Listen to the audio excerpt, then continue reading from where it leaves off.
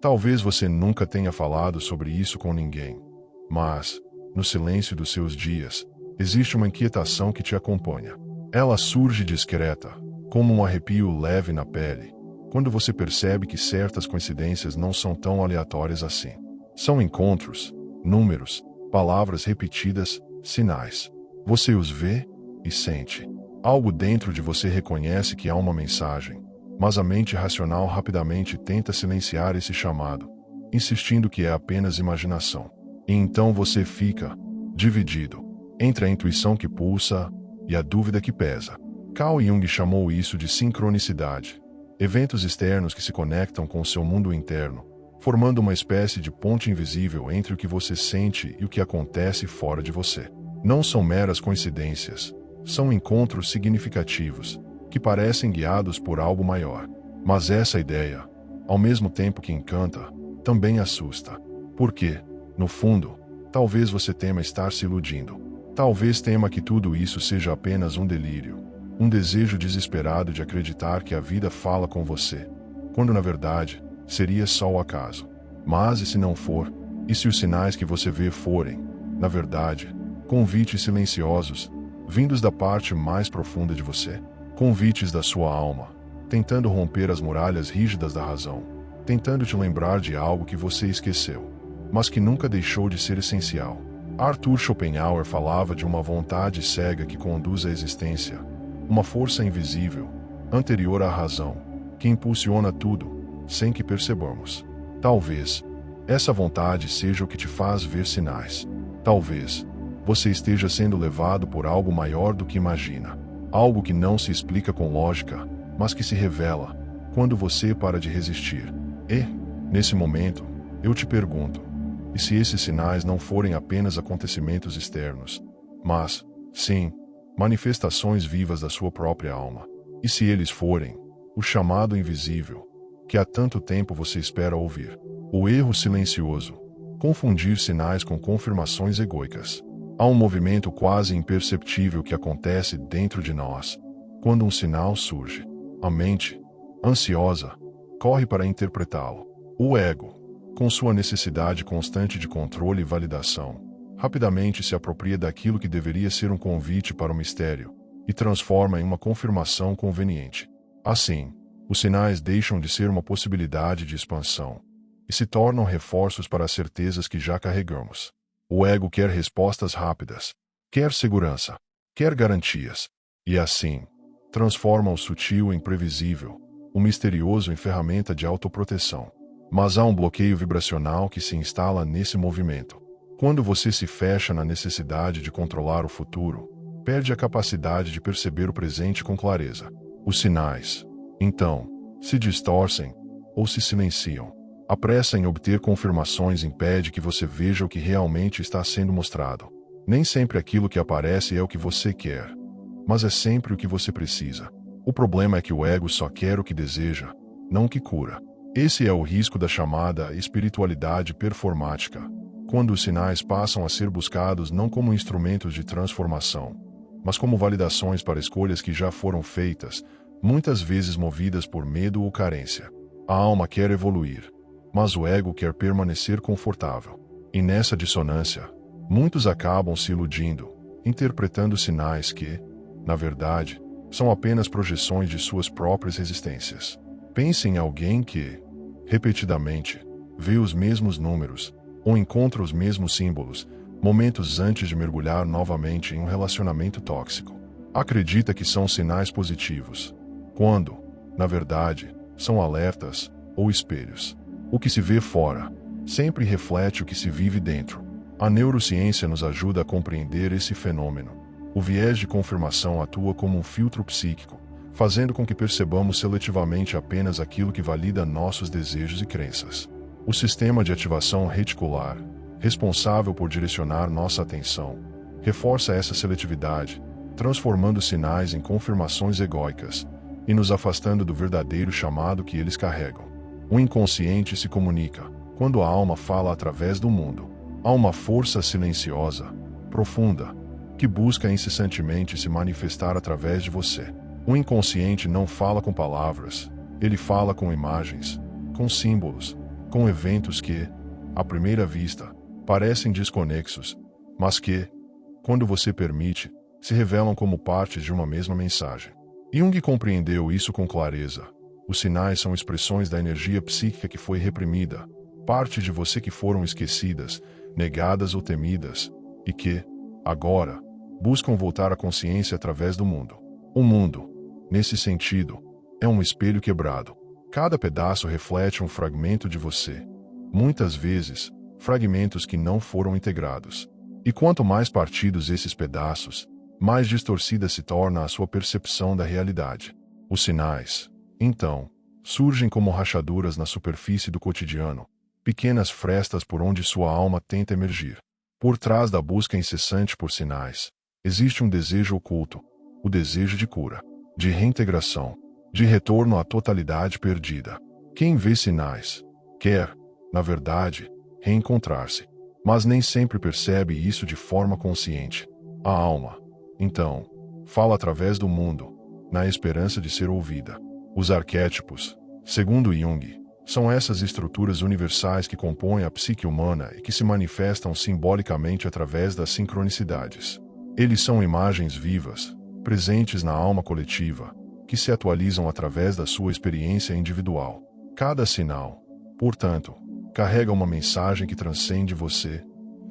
Ao mesmo tempo, te inclui profundamente. Para começar a decifrar essas mensagens, é preciso atenção e entrega. Manter um diário dos sinais que surgem, das emoções que eles despertam, dos padrões que se repetem, pode ser um caminho poderoso para perceber o fio invisível que conecta os acontecimentos externos aos seus processos internos. Porque, no fundo, cada sinal é a alma dizendo: olhe para mim, eu estou aqui. O perigo invisível, quando o desejo manipula a percepção. Nem todo sinal é um chamado da alma. Muitas vezes, é apenas o reflexo de um desejo não resolvido que insiste em manipular sua percepção. O desejo, tão legítimo, tão humano, tem, no entanto, uma capacidade sutil de distorcer aquilo que você vê. O coração, quando quer algo com intensidade, torna-se cego para o que não quer aceitar. E então, os sinais deixam de ser mensagens, para se tornarem justificativas. Deixam de ser setas que apontam o caminho, para se tornarem véus que encobrem a verdade. O desejo cria miragens. Faz você acreditar que aquilo que aparece é exatamente o que você precisa. Mas, na verdade, é apenas o que você quer, desesperadamente. E nessa ânsia, os sinais deixam de ser observados com neutralidade e passam a ser forçados a confirmar narrativas que, muitas vezes, só aprofundam a dor. É assim que tantas pessoas permanecem presas em ciclos repetitivos, atraindo as mesmas experiências, com os mesmos padrões, acreditando que é destino, ou que o universo quer assim. Quando, na verdade, é apenas o desejo inconsciente conduzindo, silenciosamente, suas escolhas. A neurociência revela o papel do córtex pré-frontal e do sistema límbico nesse processo. O primeiro deveria ser o centro de avaliação racional. Mas, quando dominado pelo segundo, que é emocional, sua capacidade de análise se torna comprometida. Você passa, então, a ver aquilo que quer ver, e a ignorar o que poderia, de fato, libertar. Esse é o perigo invisível, quando o desejo toma o lugar da intuição, e se traveste de sinal. O desejo, inflamado pelo medo de não conseguir ou pela ansiedade de ser amado, cria ilusões. Muitas vezes, você segue por caminhos que, mais tarde, se revelam dolorosos demais. Por isso, mais importante do que interpretar sinais, é perceber quem, dentro de você, está fazendo essa interpretação. Sua alma, ou seu desejo. O convite silencioso. Ouvir além da mente, sentir além do corpo. Os sinais verdadeiros não gritam, eles sussurram. Não se impõem, eles convidam. São delicados, sutis. Surgem nos interstícios do cotidiano, nos pequenos detalhes que a mente apressada costuma ignorar. O sinal autêntico não se encaixa perfeitamente nas expectativas. Ele incomoda, provoca, porque não está ali para agradar, mas para despertar. E só pode ser ouvido quando você silencia o ruído da mente e aprende a escutar com outra parte de si, aquela que sente além do corpo e intui além da razão. Ouvir os sinais é um ato espiritual, mas também um exercício de presença. É preciso estar inteiro no momento, disponível para perceber o que, normalmente, passa despercebido. Um encontro aparentemente aleatório, uma frase que toca fundo, uma sensação que surge sem explicação. Tudo pode ser um sinal, mas só se revela como tal, para quem está disposto a ouvir com o coração. Essa escuta exige vulnerabilidade, porque, muitas vezes, o que o sinal revela é exatamente aquilo que você não quer ver. Talvez um padrão que precisa ser quebrado, uma escolha que precisa ser revista, uma relação que precisa ser encerrada. Os sinais não apontam necessariamente para o conforto, mas sempre para a verdade. A espiritualidade prática nos ensina que essa escuta é uma forma de oração silenciosa. Quando você está presente, receptivo, em estado de abertura, cria-se uma sintonia fina com a vida. É como sintonizar uma frequência rara, que está sempre no ar, mas que só se capta quando o receptor interno está calibrado. Assim, ouvir além da mente, sentir além do corpo, é aceitar o convite silencioso que os sinais fazem. O convite para deixar de ser apenas alguém que busca e se tornar alguém que está, plenamente, aqui. Porque, no fim, o maior sinal de todos é a própria vida acontecendo, neste exato instante. O verdadeiro sinal. Quando a alma fala, não há confusão. Quando o sinal é verdadeiro, ele não gera confusão, nem exige esforço para ser entendido. Não há ansiedade, nem a necessidade desesperada de decifrar cada detalhe, porque ele simplesmente ressoa, profundamente, como uma certeza silenciosa. A alma, quando fala, não grita, não implora, apenas toca. E esse toque é inconfundível. Ele não acelera, ao contrário, desacelera. Não inquieta, mas aquieta. O verdadeiro sinal não se apoia no medo, nem na carência. Ele não reforça os vazios que pedem para ser preenchidos. Ele aponta para a direção da inteireza, mesmo que essa direção implique atravessar a dor. Porque, muitas vezes, seguir o sinal verdadeiro significa abrir mão do que é confortável, para se aproximar do que é real. O que diferencia o sinal verdadeiro da projeção do desejo é que ele não prende, ele liberta. Não alimenta ilusões, mas expõe a necessidade da transformação. A espiritualidade profunda e a neurociência emocional convergem nesse ponto. A intuição verdadeira não vem do caos, mas do estado de coerência entre coração e mente. Estudos demonstram que, quando estamos em coerência cardíaca, há uma harmonia fisiológica que favorece decisões mais acertadas e percepções mais claras. A alma fala nesse estado, quando há alinhamento, serenidade, quando a atenção está menos focada no que se quer e mais aberta ao que realmente é. O sinal verdadeiro não seduz, ele revela. Não é uma promessa, é uma convocação. E quem escuta, sente. Não com o corpo, mas com uma parte mais sutil, mais profunda, aquela que sabe, sem saber explicar. E, ao seguir esse chamado, mesmo que tudo ao redor pareça incerto, dentro, há paz. Porque quando a alma fala, não há confusão. A vida fala, mas quem está disposto a ouvir? A vida fala, o tempo todo, através de sinais, encontros, rupturas, silêncios.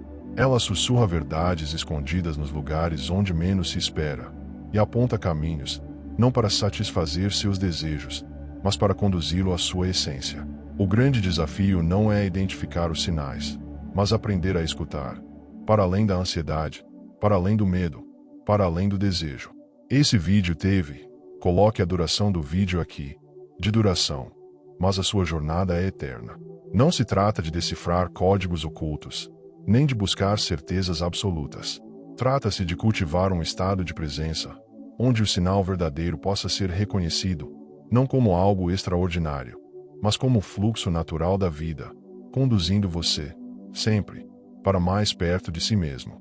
Que você possa, cada vez mais, silenciar o ruído da mente, aquietar o tumulto das emoções, e escutar, com aquela parte de você que sabe, que sempre soube, e que apenas espera, o momento em que você, enfim, confie.